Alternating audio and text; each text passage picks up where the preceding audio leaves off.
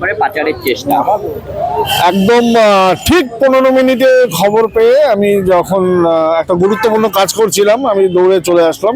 যে একটি বাচ্চার মামা আমাকে ফোন করলো যে এরকম ওরা আমার ভাগ্নি সহ চারজনকে জোসনামী, 3জন জোসনামী স্কুল, একজন শিলিগুড়ি গার্লস স্কুলের বাচ্চা মেয়েকে, একজন মহিলা সে ফুসলিয়ে টোটোতে করে কখনো টোটো কখনো নিজে চালিয়ে কখনো অন্যের টোটোতে এসে দীর্ঘদিন ধরে স্কুলের সামনে বসে থাকতো এবং তাদেরকে ফুসলাতো যে তাদেরকে বাইরে নিয়ে গিয়ে তাদের জীবন পাল্টে দেওয়া হবে। তারা বিভিন্ন ধরনের প্রলোভন দেখাতো।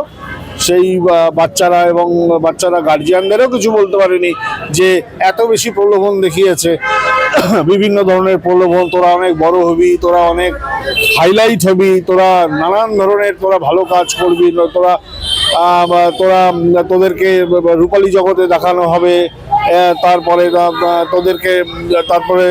ওদের বলতে হবে যে তোরা তো বাড়িতে খাবার পাস না, তোদের বাড়িতে অসুবিধা আছে, তোদেরকে খাওয়া পড়া, বড় বড় মোবাইল, ভালো কিছু, এই সমস্ত কিছু দেওয়া হবে। তোরা আমাদের সঙ্গে গেলে আমরা তোদেরকে ভালো জায়গায় নিয়ে যাব। এই বলে একজন মহিলা সে এরকম প্রতিদিন ফুসলাতো, প্রায় 7 দিন ধরে মোটিভেট করেছে। ওদের কেউ টের পায়নি, এমনকি স্কুলের দিদিমণিরা, স্কুলের গার্ডরা যারা থাকার কথা, তারা টের পেল না।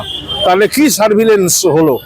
আমরা তো এত সব জানতে পারছি, প্রচুর সার্ভিলেন্স হচ্ছে, পুলিশের পেট্রোলিং থাকছে, তারপরে গোয়েন্দা বিভাগ থাকছে, তারপরে বিভিন্ন ধরনের সার্ভিলেন্সের যারা ডিস্ট্রিক্ট চাইল্ড প্রোটেকশন অফিসার আছে, ডিস্ট্রিক্ট সোশ্যাল ওয়েলফেয়ার অফিসার আছে, অ্যান্টি ট্রাফিকিং নেটওয়ার্ক ফোরাম আছে, মানে প্রচুর সার্ভিলেন্সের জন্য আমরা জানি। কিন্তু এই ধরনের যদি ডে টাইমে সকালবেলায় স্কুল থেকে তুলে নিয়ে যায়, কিডন্যাপ করে, এর চেয়ে ভয়াবহ ব্যাপার আর কি থাকতে পারে?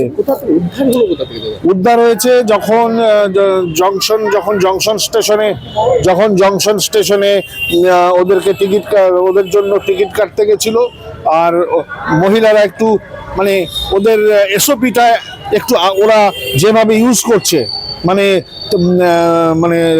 কিডন্যাপিং এর ক্রিমিনালরা, মিসক্রিয়েন্টসরা যারা ইউজ করছে, সেই এসওপিটা এমনভাবে করা যে যাতে কেউ টের না পায় যে ওরা স্কুলগুলো থেকে স্টেশন পর্যন্ত যাক। স্টেশনে গিয়ে তারা যথারীতি যখন কাটছে, তখন সেম কেস একটা এনজিপিতে হয়েছিল রিসেন্টলি, আমরা গিয়ে উদ্ধার করেছিলাম Darjeeling district legal aid forum থেকে। আবার সেম কেস কিন্তু হলো যে জংশন স্টেশনে যখন টিকিট কাটতে যায়, তখন টিকিটের যে বুকিংয়ে ছিল তাদের সন্দেহ হয়, তারা কিন্তু টিকিট দেয়নি এবং সেখান থেকে খবরটা একজন গার্জিয়ানের কাছে এসে গেছে। যে মহিলা নিয়ে যাচ্ছিল তাকে এখনো আইডেন্টিফাই করা হয়নি। আমার সঙ্গে দীর্ঘ আলোচনা। বাচ্চাগুলোকে যখন ধরেছে ওই মহিলাটা ছিল না? হ্যাঁ ছিল, কিন্তু আমার সঙ্গে যেটা দীর্ঘ আলোচনা হলো থানায় অফিসারের সঙ্গে, যে থানার থেকে মহিলাকে কেন মানে ইয়ে করা হলো না, মানে কি বলবো, মানে ইন্টারসেপ্ট করা গেল না। সেই ইন্টারসেপশনের ব্যবস্থাটা যদি মানে এতই ক্রিটিক্যাল হয়, তাহলে এবার এরকম ঘটনা আরো ঘটবে। মানে এই যে আজকে তো ধরা বললো, তাই কি মনে হচ্ছে এরকম শহরে আরো হচ্ছে, আরো জায়গায় যাচ্ছে, মোটিভেট করছে। কারণ শিলিগুড়ির সবচেয়ে বড় স্কুল দুটো, একটা হচ্ছে শিলিগুড়ি গার্লস আর একটা হচ্ছে শিলিগুড়ি জোসনাময়ী। এবং আমি ধরে নিলাম যে শিলিগুড়ি জোসনাময়ী স্কুলটা হচ্ছে একটু রিমোট, কিন্তু গার্লস স্কুল তো রিমোট না, ওখানে তো সার্ভিলেন্স 100% দেওয়া উচিত। 17 নম্বর ওয়ার্ডে 4জনেরা কোথায়, মানে বাসিন্দা 3জন হচ্ছে সূর্য সেন কলোনি, আর একজন হচ্ছে লিচু বাগান, কোটমল লিচু বাগান। মানে এই যে যারা টার্গেট হচ্ছে, তাদেরকে কোনো যাদের কম, তাদেরকে কি টার্গেট করা হচ্ছে? মানে সমস্ত জেনেই কি তারা যাচ্ছে? হ্যাঁ, মানে সমস্ত রেডি করে খোঁজ খবর নিয়ে তারপরে যাচ্ছে। কিন্তু আমরা ভীষণ চিন্তিত। উই আর ভেরি মাচ মানে কি বলবো, মানে কমব্যাট প্রসিডিওর যদি এই ডিজাইনের উপরে কমব্যাট প্রসিডিওর না হয় তাহলে পরে কিন্তু প্রশাসনের পক্ষে এটা কিন্তু একটু মুশকিলই হবে।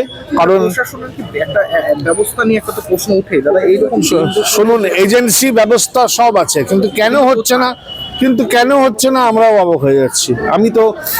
আমি তো প্রায় 27 বছরে বহু এই ধরনের কেস দেখলাম। বহুবার আপনি ভিন রাজ্য থেকে হ্যাঁ কিন্তু এটা একটা আনএক্সপেক্টেড আনপ্রেসিডেন্টেড একটা ব্যাপার। কিরকম হবে এই চারজন তো বিলো 16, হ্যাঁ 9 থেকে 16-র মধ্যে